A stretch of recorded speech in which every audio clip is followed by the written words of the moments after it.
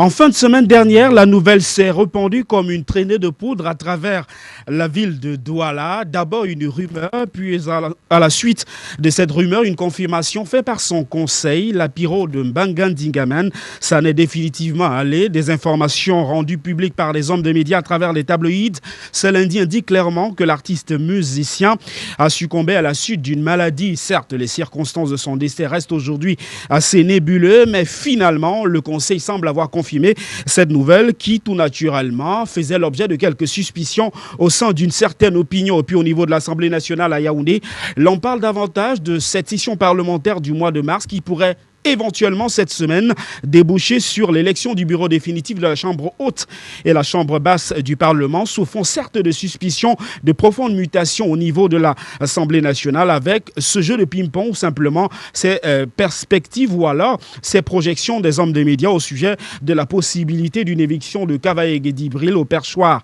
de l'Assemblée nationale depuis 1982. Madame, monsieur, mille fois merci de nous accorder votre attention particulière pour ce programme, la vraie émission talk show hebdomadaire qui à chaque fois se propose de vous offrir un regard nouveau sur quelques sujets d'actualité. En seconde partie, débat avec un invité prestige sur des sujets thématiques. Vous le savez, ici, nous prenons le débat contradictoire et nous donnons tout son sens à la dialectique. Tout de suite, la première transition, ce sont les potins.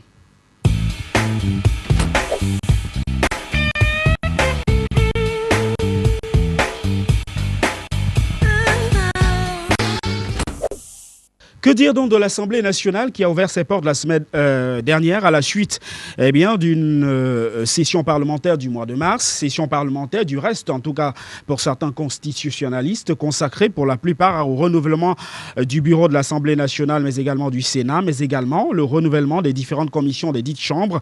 Mais au-delà de ça, un autre sujet a filtré dans les coulisses du palais des Verts de Ngouaekele où siègent les députés de la nation, mais également au niveau du palais des congrès de Yaoundé qui abrite le siège provisoire des sénateurs à la faveur donc, de cette session parlementaire. Là, on a parlé de ces parlementaires cumulards et des noms ont également été évoqués par les hommes de médias la semaine dernière, des parlementaires qui seraient donc en train de transgresser l'une des dispositions du règlement intérieur du Sénat. Des noms ont été largement évoqués la semaine dernière. En fin de semaine dernière, on parlait plus précisément du doyen d'âge du Sénat, Tif Moukete, qui continue de cumuler les fonctions de PCA du conseil d'administration de la Camtel, des noms également évoqués comme celui de Peter Mafani Moussonguet, toujours PCA d'une entreprise étatique, continue d'officier, alors qu'il a tout naturellement, il revêt désormais les fonctions de parlementaire, des fonctions qui, selon en tout cas des hommes de médias, sont une violation des dispositions du règlement intérieur des dites chambres. Restons dans le Parlement camerounais cette semaine également pour parler d'une autre question qui semble s'être invitée au débat alors que l'on s'achemine progressivement, inexorablement vers le renouvellement de l'organe définitif des chambres de l'Assemblée nationale, mais également du Sénat camerounais. La question anglophone semble s'être invitée, en tout cas selon l'œil du Sahel, paru également ce lundi, qui parlait de la possibilité, en tout cas de l'inquiétude formulée par quelques personnes originaires de cette zone du pays qui parlent de la plupart de ces postes de responsabilité au niveau de l'Assemblée nationale, mais également du Sénat, qui sont occupés par des personnes d'expression plutôt francophone. C'est le cas, par exemple, de Kavaye, qui est originaire de l'extrême, en tout cas du nord du pays, et qui est francophone. L'on parle également de son vice-président, tout comme celui du Sénat, Yann Difendi Marcel, qui jusqu'ici officiait donc au poste du président du Sénat, mais également la vice-présidence, y compris le secrétariat qui est occupé par Meva Meboutou, qui sont également tous d'expression francophone, ce qui, selon en tout cas l'œil du Sahel, semblait laisser des places d'antichambre aux autres issus dans la zone anglophone du pays. Un débat semble désormais relancé, davantage boosté par les festivités marquant le cinquantenaire de la réunification qui s'est tenue à Bouya et qui semble avoir invité ce débat désormais au niveau de l'Assemblée nationale. Cette Assemblée nationale également qui devrait donc dans les tout prochains jours dévoiler le visage de ceux qui présideront donc aux destinées de ces différentes chambres pour le compte en tout cas de cette année qui semble s'achever.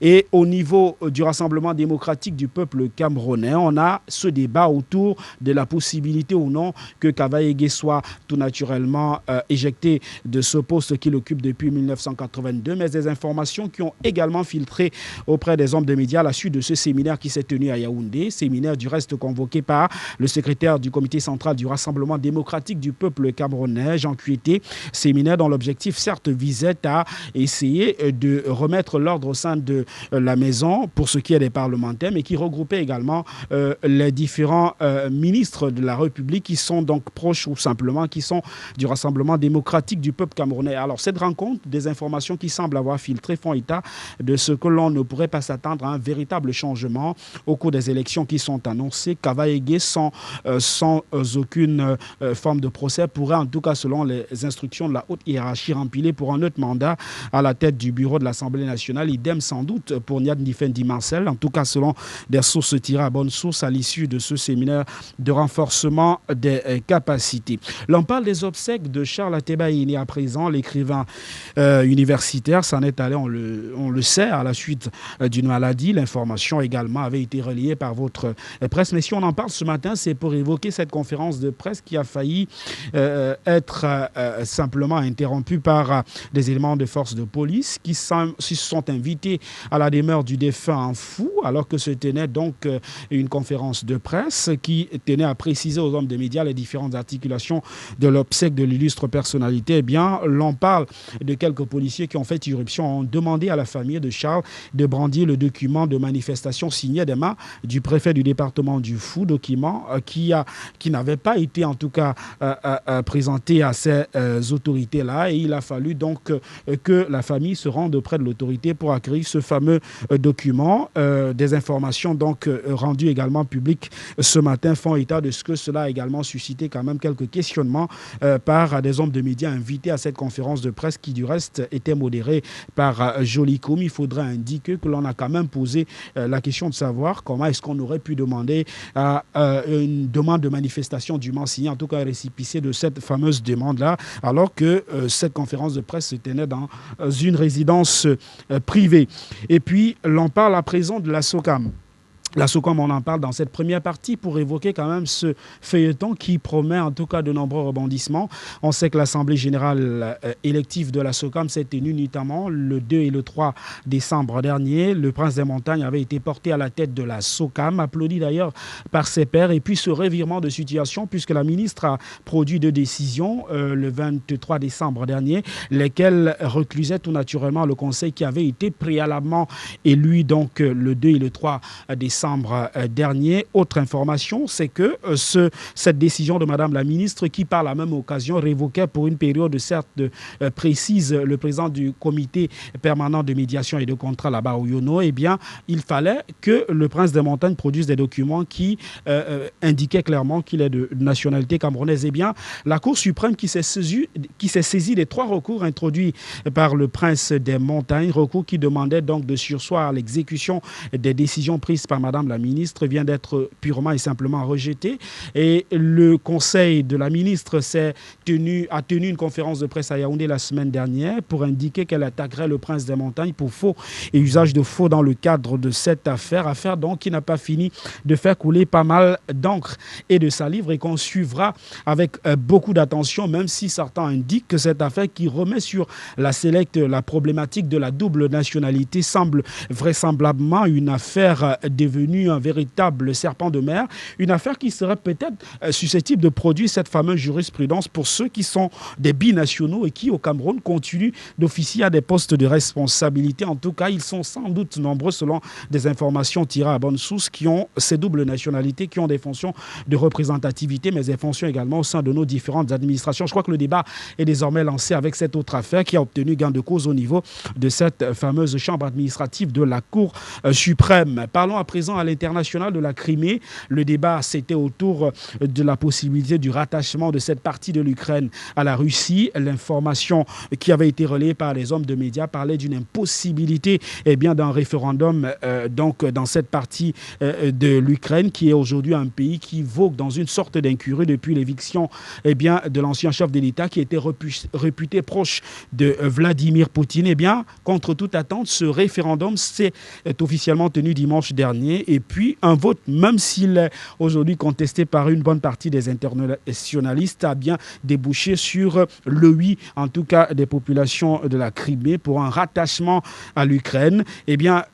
Cette information continue également de susciter pas mal d'interrogations et des internationalistes sur la question semblaient indiquer qu'il s'agissait curieusement là d'une violation des dispositions de la loi fondamentale de l'Ukraine qui devrait en principe organiser ce référendum-là à partir tout naturellement d'une fourchette de la population estimée à un peu plus de 3 millions, ce qui semble n'avoir pas été le cas et qui relance tout naturellement les débats autour de ces différentes puissances, ce qui semble également se questionner au sujet de la présence russe dans les affaires de l'Ukraine. C'est tout pour cette première articulation, madame, monsieur. Tout de suite, l'on reçoit l'invité. C'est après cette transition.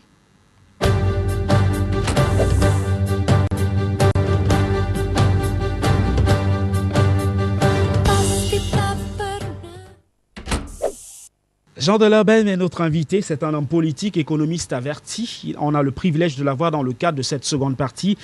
Bonsoir et mille fois merci d'avoir accepté l'invitation. Bonsoir, monsieur.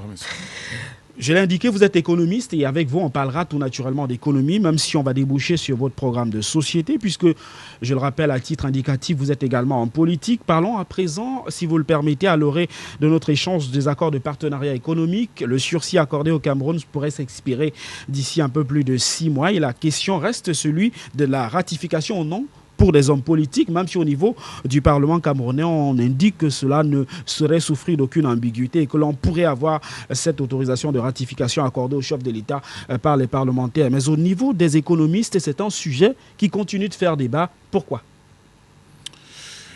Merci de m'avoir passé la parole et me donner l'occasion de s'exprimer pour convaincre les Camerounais, surtout informer les Camerounais à savoir de quoi il s'agit. Accord de partenariat, tout ce qui va se passer, dessous. À mon avis, il n'y aura rien au bout du tunnel. Pourquoi ? Parce que le Cameroun est hors des rails qui mènent à la stabilité de son économie.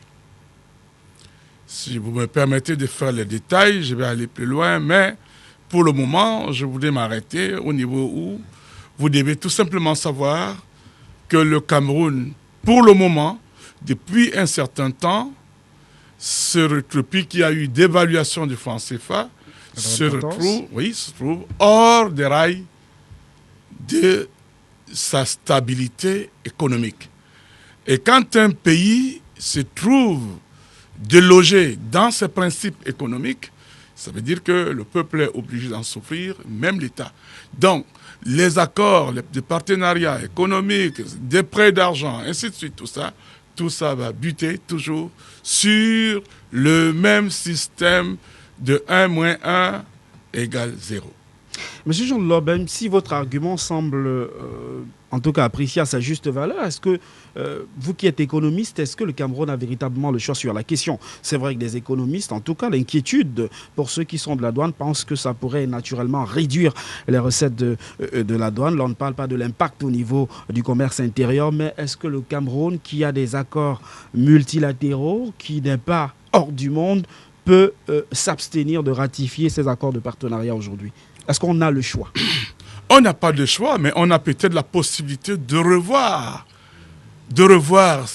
à nouveau ces accords pour nous permettre de sortir.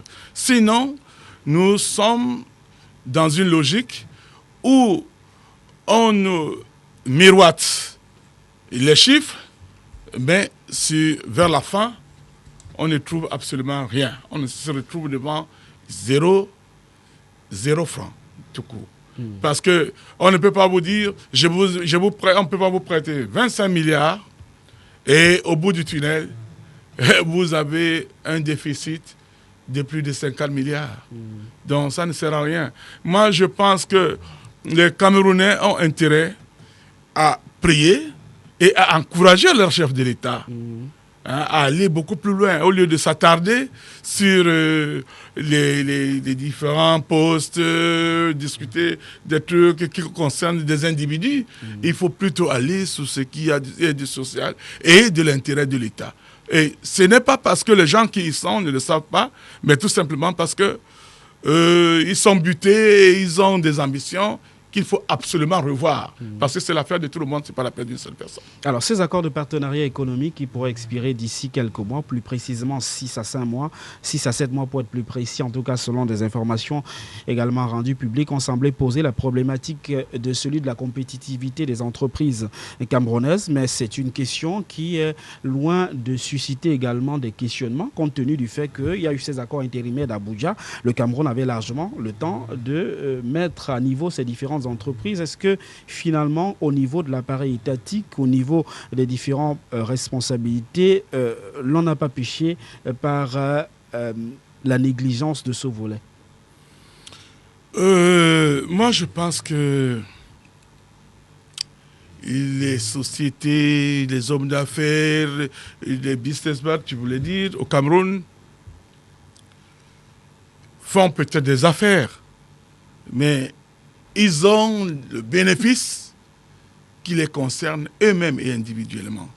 Mais ce qui était important et ce qui s'avère important... N'est-ce pas la loi du capitalisme? Oui, oui. Oui, nous sommes des capitalistes, je ne refuse pas.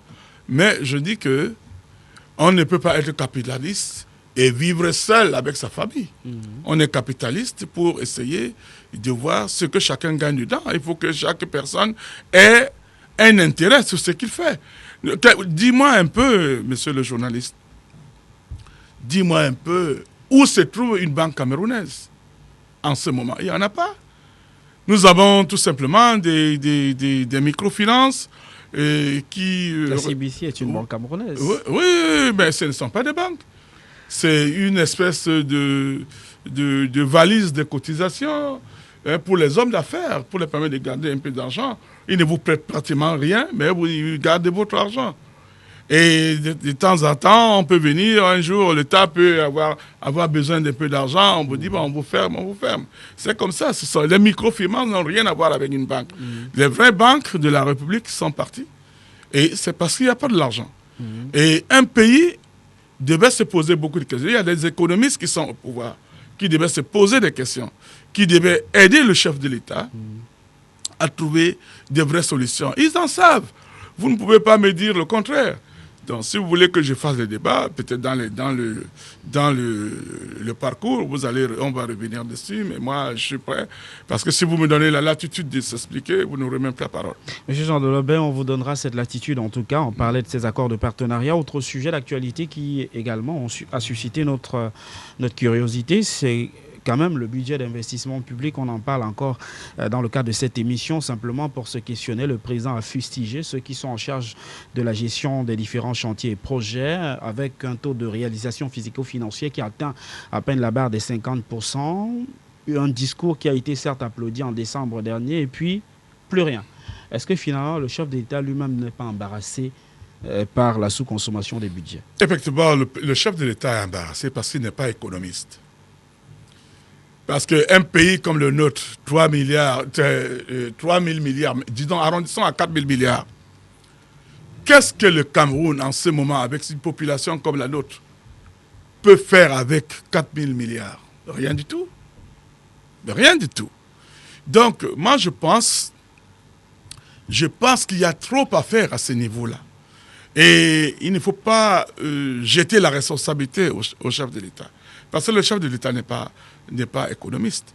Moi, j'ai été candidat pour être... Est-ce que lorsqu'on a diagnostiqué le mal, M. Jean Delobet, comme il semble l'avoir fait, on ne devrait pas prendre des mesures qui s'imposent? Je crois qu'il a circonscrit le problème de la sous-consommation de ses budgets, des séminaires, symposiums et ateliers qui débouchent sur une série de résolutions, après des projets qui sont pris, qui sont parfois parqués dans les tiroirs, ou alors des commissions de passation des marchés qui nous enlisent dans une procédure interminable. Je crois qu'il a circonscrit le mal, mais pourquoi est-ce que les décisions ont du mal à suivre? Le diagnostic a été mal fait.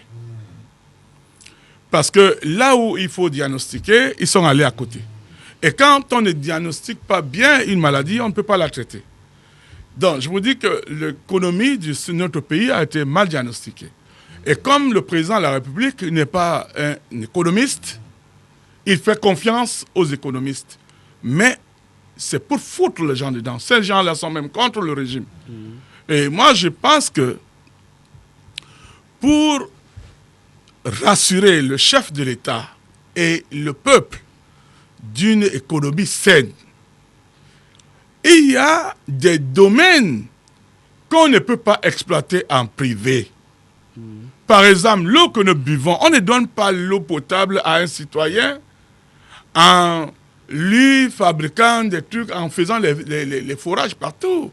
On donne de l'eau potable à un citoyen, on lui donne la possibilité de boire de l'eau tanguy, de l'eau minérale dans la journée. C'est-à-dire qu'il boit la même eau que le président de la République boit. C'est ça, d'abord ça. Et pour faire boire de l'eau à tout le monde, qu'est-ce que le Cameroun gagne dedans? C'est les choses qu'il faut voir. Bon, si on finit, c'est le même système pour l'électricité, c'est-à-dire l'énergie en général. C'est le même système pour le transport aérien, maritime, ferroviaire. C'est le même système pour l'agriculture, avec les champs, des champs de l'État, les champs de communautaires, les champs individuels, ainsi de suite. C'est le même système, effectivement, pour la communication, c'est-à-dire la radio, la télévision et tout ce qui peut suivre, ainsi de suite, le téléphone, etc. C'est là où se trouve l'économie d'un pays. Pourquoi? Parce que ce sont des consommations qui sortent de la poche de l'individu comme si c'était une taxe civiquement obligatoire dans la tête du citoyen. C'est-à-dire, il sort de l'argent, ça rentre dans les caisses de l'État, volontairement, sans se plaindre. Et quand on parle, par exemple, je donne un exemple pour passer du temps, je ne vous passe pas du temps, un pays comme la Chine n'a pas fait des miracles pour avoir une économie assise. Et un pays comme l'Inde n'a pas fait des miracles pour se retrouver devant une économie saine. C'est tout simplement parce qu'ils sont nombreux et ils tiennent compte de ce que le citoyen sort de manière civique, moralement, de sa poche pour payer là où l'État a un intérêt. Voilà. C'est pour ça que je t'ai passé ici dernièrement, je vous ai parlé des sociétés, comment on pouvait exploiter l'eau et tirer les bénéfices qu'on pouvait en tirer. Nous sommes arrivés au niveau où je vous parlais un peu de la communication, sans toutefois rentrer dans les détails. Je vous disais que si un citoyen, par exemple, dépense 100 francs par jour, il y a 10 millions d'abonnés, il a donc, je vous l'ai dit, il a par minute sur les 10 millions là, de personnes, il y a carrément 1 milliard. Et les gens ont détourné un peu d'argent et que cet argent se trouve dans les banques de la République. Et il y a tout simplement détournement. Mais l'économie reste. Ça veut dire quoi? Ça veut dire que l'argent qu'on a détourné a été détourné par un Camerounais. Et le Camerounais a placé cet argent dans une banque. Il se retrouve avec 200 milliards, lui seul dans le compte. Et il a des affaires. Il a un chiffre d'affaires qui lui permet de sortir, de tourner par exemple avec 1 ou 2 milliards en journée. Ça veut dire qu'il reste 198 milliards dans le compte en banque, prêt à être prêté à un autre Camerounais qui sort fraîchement ingénieur, qui sort fraîchement de l'école, qui prête un programme et va à la banque, on lui donne l'argent. Le problème de l'économie d'un pays dépend à 90% de ces hommes d'affaires et des poches des citoyens. Si on sort de cette logique, nous n'aurons jamais rien. Et il n'y a aucun pays où les hommes politiques sont pauvres, même dans les pays développés. Ils sont excessivement riches. Vous convenez avec moi que quand François Hollande prenait le pouvoir... Convenez avec nous que chez nous, c'est quand même une richesse à la limite qui se veut insultante pour le Camerounais moyen. Disons que le problème du Cameroun, moi vraiment, ce n'est pas au niveau de qui a volé l'argent, qui a fait quoi. c'est du système, du mauvais système économique. Et à votre avis, qui incarne le système, puisque vous semblez ne pas vouloir parler de celui qui a mis le propre système? Non, c'est les gens qui incarnent le système, c'est l'État. Et l'État, ce n'est pas forcément le président de la République.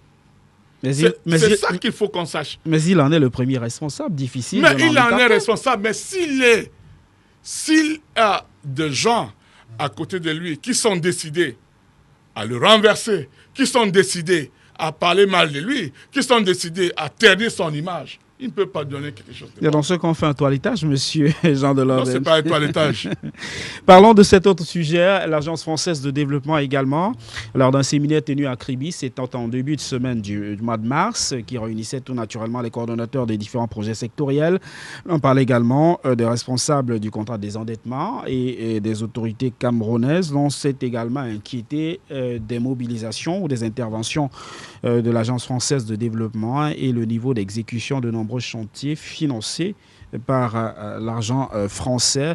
D'ailleurs, à ce sujet, Henri Konon, qui est le directeur de l'Agence française de développement, nous faisait état de ce que le contrat des endettements deuxième génération faisait état également d'une somme d'un peu plus de 120 milliards de francs CFA restés oisifs dans les comptes de la BA, que vous arrivez à comprendre qu'on se soit battu pour atteindre le point d'achèvement des initiatives PPTE, que de l'argent soit disponible, certes contrôlé par une sorte de commission mise sur pied pour éviter qu'elle prenne des trajectoires qu'on aurait du mal à décrire, mais que cet argent soit là pour des projets précis et qu'on ait du mal à le consommer?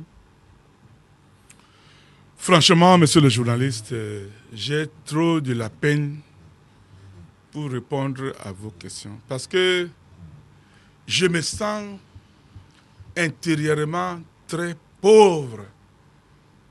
Parce que quand Jésus appelait des gens pauvres, ce n'est pas parce qu'ils n'avaient pas l'argent, mais tout simplement parce qu'ils étaient pauvres en esprit.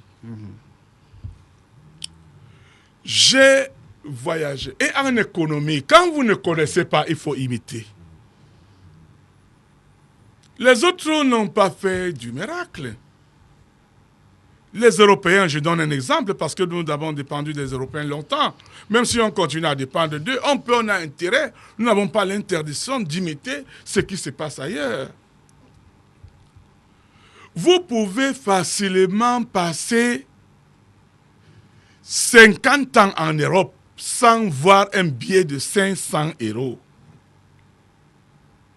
Mais ici, chez nous, il n'y a pas la monnaie. Les gens ne se posent pas la question que, mais où la monnaie est partie où? C'est là le début de l'économie. Quand on disait que Haïdjo a laissé l'économie stable, c'est parce qu'il y avait l'argent partout.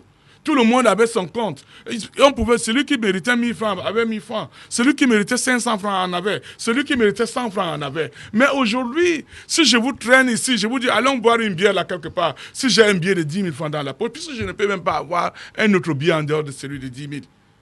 Il n'y aura pas la monnaie. Je ne vais même rien vous donner. Ça veut dire que quoi? Ça veut dire que c'est l'argent des hommes d'affaires ou l'argent que les gens viennent nous prêter que nous sommes en train d'utiliser. Notre argent lui-même est où? C'est la question qu'il faut se poser. Lorsque tant que nous n'allons pas trouver une réponse, où est partie la monnaie de notre pays, notre économie ne sera jamais stable. Dans les banques, peut-être? Il n'y a pas de banque. Il n'y a pas de banque. Je vous dis qu'il n'y a pas de banque. La CBC, pour ne citer que non, ces la BEAC sont des banques. La BEAC n'est pas... La GBC est une banque. La BEAC c'est une banque des banques. La BEAC n'est pas une banque des individus. Oui, mais il existe la CBC, il y a la BICEC, il y a Ecobank, je vais citer quelques cas de figure. Je parle de la banque camerounaise, monsieur le journaliste. Je ne parle pas... La BICEC, c'est une banque étrangère. La Société Générale de Banque, c'est une banque étrangère. Et la CBC qui est sous administration provisoire reste quand même en majorité détenue pour la part des actions. Disons même que la CBC, le Cameroun. Disons même que la CBC, c'est la banque camerounaise. Nous devons vivre avec une seule banque. Un pays doit avoir tellement de banques. Et dans ces banques, il y a de l'argent. Tant qu'il y a de l'argent dans les banques, l'économie est stable. Tant que les banques sont vide. Même si on vous prête des milliards, des machins, tout ça, ces milliards vont partir dans la fumée. Parfois même, on te prête de l'argent et on te dit que non, comme je t'ai prêté de l'argent, c'est moi-même qui vais exécuter ce travail. Comme je t'ai prêté de l'argent pour construire 5 salles de classe, c'est moi qui viens avec l'entrepreneur pour construire les 5 salles de classe. Et tu penses que c'est comme ça qu'on prête de l'argent aux gens? Je ne suis pas contre les gens. Et nous ne sommes pas là pour qu'on nous prête de l'argent. Nous sommes peut-être 26, 30 millions d'habitants. 30 millions d'habitants. Si l'État met sur place des structures qui les permettent d'exploiter les poches des citoyens en direct, comme ailleurs, nous allons voir l'argent qui va nous dépasser. Hein? J'ai fait des calculs ici, je me retrouve facilement avec 2400 milliards par jour. Si vous avez 2400 milliards par jour, en ce qui concerne par exemple la communication, les câbles, les machins, tout ça, si vous avez 2400 milliards par jour, vous allez avoir combien en un an? Vous allez avoir combien par mois? Et ainsi de suite. Et quand vous avez de l'argent, vous avez les gars qui vont à l'école, ils sortent, ils travaillent, ils sont des ingénieurs, ils peuvent faire des routes. Ceux qui ne connaissent pas, même les experts en grenade, on les envoie au génie militaire. Le génie militaire peut faire tout ce qu'il y a au Cameroun, comme route. Et c'est ce qui nous dépasse, qui doit nous obliger à aller voir ailleurs. Mais le problème du Cameroun en ce moment, c'est que chacun cherche à fuir le Cameroun parce qu'il n'y a rien à manger ici. Et c'est vrai. C'est là l'économie. Personne ne doit tromper un citoyen. Si les citoyens ont quelque chose à dire, ce n'est pas sur la politique. Ce n'est pas sur les postes. Kabaye va devenir quoi? L'autre va devenir Paul Biya rester au pouvoir. Ce n'est pas là le problème.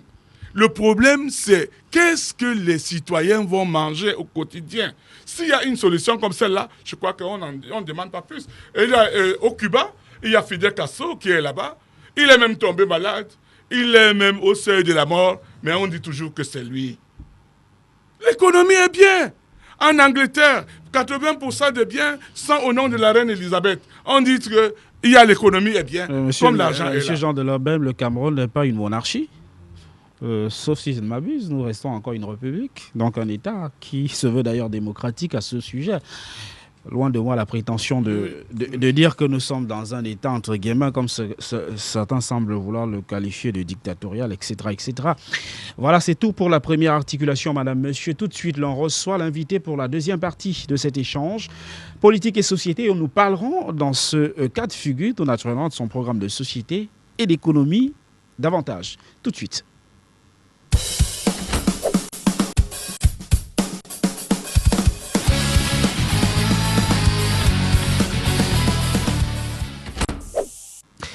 Monsieur Jean Lobem, l'économie du Cameroun, perspective de croissance pour cette année 2014, autour de 5 à 6%. Des projets structurants sont à pied d'œuvre. L'on se félicite de l'état d'avancement du port en eau profonde de Kribi et d'autres chantiers de grande envergure. Ça va, tout va bien finalement, contrairement au dessin noir que vous vouliez peindre. Le Cameroun économiquement, si l'on s'en tient en tout cas à ces projets, se porte bien. Ces œuvres sont, je peux dire, typiquement attribuées au chef de l'État. Parce que le chef de l'État a intérêt à laisser une histoire. Et moi, si j'avais quelque chose à apprécier sur le chef de l'État, c'est la paix. Parce que jusqu'à maintenant, il a œuvré pour la paix, ça il faut le reconnaître. Il mérite même un prix Nobel de la paix, mais économiquement, il a été trompé. Et comme il a été trompé, ce n'est pas seulement par les Camerounais, il a été trompé même avec les partenaires étrangers. Et le port en eau profonde de Kribi va peut-être s'achever. Mais est-ce que ça suffit? Est-ce que ça va donner la nourriture à tous les Camerounais? Il y a des barrages qui sont en vue, là. Voilà, il y a beaucoup d'autres chantiers. Générer de l'énergie nécessaire à l'industrialisation de notre pays. Non, mais il y a beaucoup de choses qui se font. je sors d'Aquanor, on a barré la rue, il y a les travaux. C'est bien. Mais est-ce que c'est la nourriture de tous les citoyens? Parce que le pays se bat, l'État se bat pour le bien-être des citoyens. Et les citoyens s'arrangent à voter pour le bien-être de l'État et toujours des citoyens. Et si ce n'était pas ça, il n'y aurait pas de choix à faire. Mais moi, je dis que le chef de l'État et les Camerounais, je ne parle pas du gouvernement, parce que dans le gouvernement, au sein du gouvernement, il y a des bons économistes qui savent très bien d'où viennent les problèmes des Camerounais. Parce qu'un État ne peut pas se contenter seulement de la bonne vie ministérielle, non, non, non. L'État devait s'occuper d'abord des démunis, de ceux qui souffrent, ceux qui ont besoin de trucs. Moi, par exemple, je vais être fier d'être Camerounais. Pourquoi? Tout à l'heure, à l'entrée de votre émission, vous avez parlé de Ndédi Yango, qui, tout simplement parce qu'il a été élu président du conseil d'administration de la SOCAM, et il était déjà américain, et il refuse la décision selon laquelle il n'est pas Camerounais, tout ça. Il n'a pas à regretter si j'étais à sa place.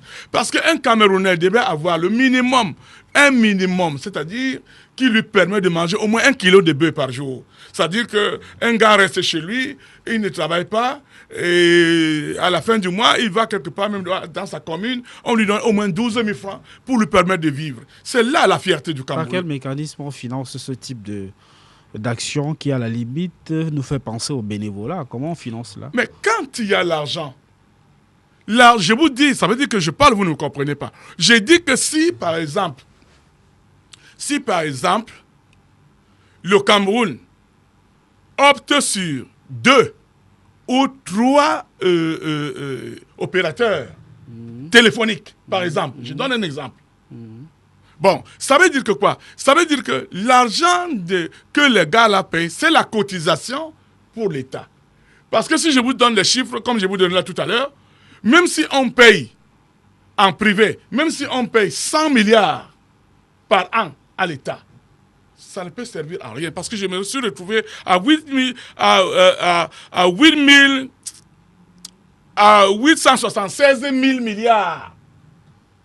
Sur quelle période? Par an. Oui, mais c'est par an que l'exploitation, si on veut faire ça, l'argent qu'on peut récupérer. Nous pouvons récupérer 776 000 milliards. Alors moi, je suis curieux. En une année. Par quel mécanisme on récupère cela? Vous parlez... Oui, je dis par exemple. Oui. Je rappelle que ces entreprises, pour ne pas les citer ici, et ne pas verser dans la publicité... Je ne parle pas des entreprises. Payent des impôts. Non, je parle de vous parlez de quoi? Comment est-ce que l'État rentabilise cela? Je dis que si l'État, à travers par exemple Camtel, je prends l'exemple de Camtel, l'État utilise Camtel pour exploiter les lignes téléphoniques. Par exemple, bon, si Camtel a par exemple 10 millions d'abonnés sur peut-être le 26 ou le combien. Bon, si l'État a 10 millions d'abonnés à Camtel, ces 10 millions payent chacun 100 francs la minute de communication. Ça fait sur les 10 millions par minute, ça fait 1 milliard tout fait. C'est-à-dire 100 francs multipliés par 10 millions, ça fait 1 milliard de l'argent reçu à la minute. Bon, en 1 heure, ils vont avoir 60 milliards. En 10 heures dans la journée, ils vont avoir 600 milliards. Pour un jour, 10 heures seulement exploitées, ça veut dire la moitié de la journée, de 24 heures. Ça, c'est des chiffres qui sont certes des précisions à faire. Mais non, mais c'est là, je vous dis, c'est de l'argent qui entre dans le chiffre d'affaires de Camtel. Vous souhaitiez qu'on utilise cet argent pour quoi faire exactement? Non, c'est pas le chiffre d'affaires de Camtel. Il ne faut pas confondre les choses. Ça, c'est l'argent du contribuable. Et c'est à la disposition de l'État. Camtel même, c'est déjà une structure de l'État. Et l'État, quand l'État veut agir, L'État n'agit pas parce que l'argent est rentré à Camtel. L'argent est pour l'intérêt de tout le monde, pour l'intérêt de l'État. Ouais. Donc, quand l'État veut faire les routes, ils peuvent en faire. C'est ça le problème. Et s'ils ont 2 opérations ou 3 opérations, des opérateurs comme ça, tu vois combien d'argent ils peuvent. C'est à ce niveau que je suis arrivé à 876 000 milliards en une année. Très bien. Monsieur Jean de Lobem, la réalisation semble nous faire des grands signes pour nous annoncer que l'on s'achemine progressivement vers à la fin de cette émission, mais j'aimerais qu'on soit plus pragmatique et que l'on parle de ce redressement que vous avez proposé dans votre programme de société, en rappelant que vous êtes également en politique. Vous parliez d'un redressement biannuel du Cameroun sur 2 ans, pour être plus précis. En 2 ans, comment on redresse ce pays? Oui, mais en 2 ans... Qu'est-ce qu'on fait concrètement? En 2 ans, si on arrivait à pratiquer la politique de l'égalité sociale de ma structure politique, ça veut dire que... Et qu'est-ce qu'elle propose concrètement? Nous proposons, par exemple,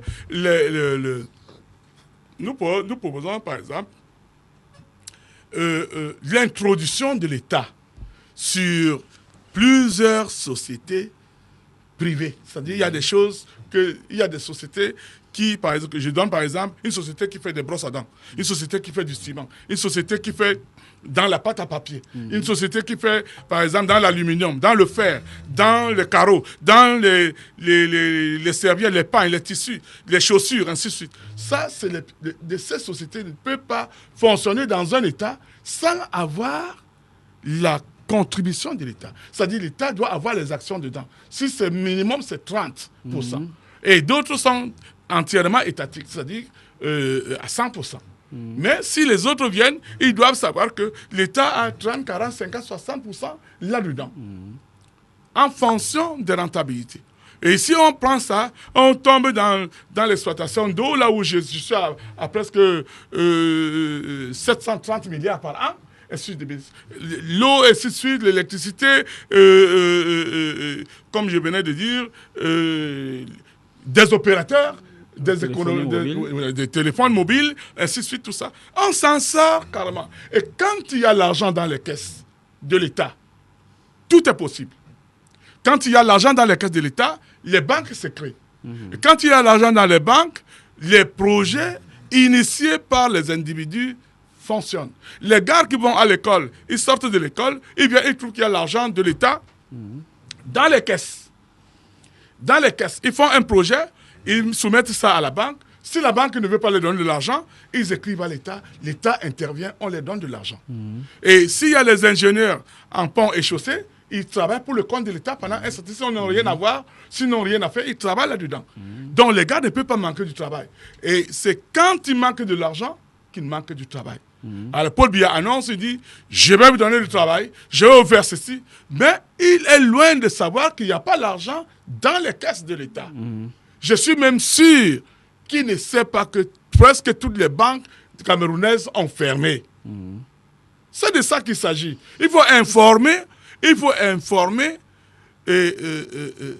chef de l'État des urgences qu'il y a dans un pays. Nous sommes dans un naufrage. En tout cas, si je vous entends bien, vous semblez proposer ce que son prédécesseur a plus ou moins fait en son temps, qui était celui de cet État providentiel dans lequel l'État joue un rôle économique important.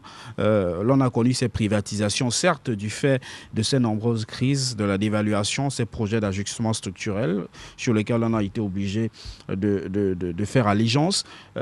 Visiblement, vous souhaitez que l'État fasse véritablement une entrée fracassante dans l'actionnariat de nombreuses entreprises. Est-ce que cela ne pose pas finalement le problème de la constitution et la création des dites entreprises? Non, ça ne cause aucun problème. Vous savez, quand le président de la République prenait le pouvoir, on nous avait annoncé, j'étais encore petit, j'étais jeune, j'étais à l'école, on nous a dit, oh, le président Ahidjo a laissé l'économie saine. Ce n'était pas des paroles vaines. Mais tu ne pouvais pas trouver quelqu'un, au temps de Ahidjo, en train d'exploiter, par exemple, une société comme je ne vais pas prononcer le nom des sociétés, en train d'exploiter une société qui méritait d'être une société de l'État en privé. C'est impossible. Donc, là où on a fauché les dés, C'est que des entreprises de souveraineté et sont ceux qui ont connu comme des moi, entreprises privées. ceux qui ont connu comme moi le Ahidjo au pouvoir, n'a rien à ce que Ahidjo avait n'a rien à voir avec ce que le président de la République a aujourd'hui. Au temps d'Ahidjo, tu ne pouvais pas parler n'importe comment. Non, mais aujourd'hui, on parle de tout. Mais n'est-ce pas là la liberté d'expression? Vous voulez qu'on retourne à la dictature? Non, attends, si on a donc cette liberté d'expression, on a la paix, par exemple. On essaie de s'en sortir. Pourquoi rentrer dans la pauvreté? La seule chose qu'on puisse reprocher au président de la République aujourd'hui, c'est la négligence. C'est la négligence qui nous entraîne à la pauvreté. Et ils pensent avoir confiance aux gens, mais ces gens-là nous foutent plutôt dans la merde. Et quand on nous fout dans la merde, et lui, ensemble avec lui. Donc, parce que les gens qui ont demandé au président de la République de privatiser, de procéder à la privatisation... Avait-il vraiment le choix? Il avait le choix. Il y avait la crise. Et il y avait le choix. Les institutions internationales comme le Fonds monétaire international. On a donc privatisé, mais on n'est pas sorti de la crise. On n'est pas sorti de la crise. Alors, quand on privatisait, il y avait les banques. Maintenant, on a privatisé, il n'y a même plus de banques. Voilà, c'est ça le problème. On a privatisé et après, on a dévalué. Après, je ne veux pas rentrer dans la polémique. Par les ajustements structurels, etc. etc. Peut-être un dernier mot pour terminer ce programme avec vous, M. Jean de Larbem. L'on parlait donc d'économie et de redressement de notre économie. Le secteur des télécommunications est celui que vous aviez largement évoqué. Les autres secteurs d'activité, on procède comment? Très rapidement. Pour ce qui est du secteur aéroportuaire, vous pensez qu'on devrait faire quoi? Oui, c'est une question d'organisation. Parce que si l'État avait de l'argent, on devait facilement avoir 10 avions qui naviguent. Donc, pour un pays comme le nôtre, pour ceux qui voyagent, ils constatent quand même que l'aéroport international de Douala ne ressemble à rien. Quand vous rentrez là-bas, vous trouvez peut-être 2 maigres avions. Est-ce que le Cameroun mérite 2 avions? Je n'ai pas dit non. Donc, c'est le reste dans l'ensemble, en dehors de la télécommunication, comme je vous ai expliqué, parce que je veux rentrer, c'est une question d'organisation. Et si nous restons ici, on va passer trop du temps, on n'aura rien dit. Et alors que vraiment, on devait dire au moins, on devait se baser sur un seul point et trouver des solutions.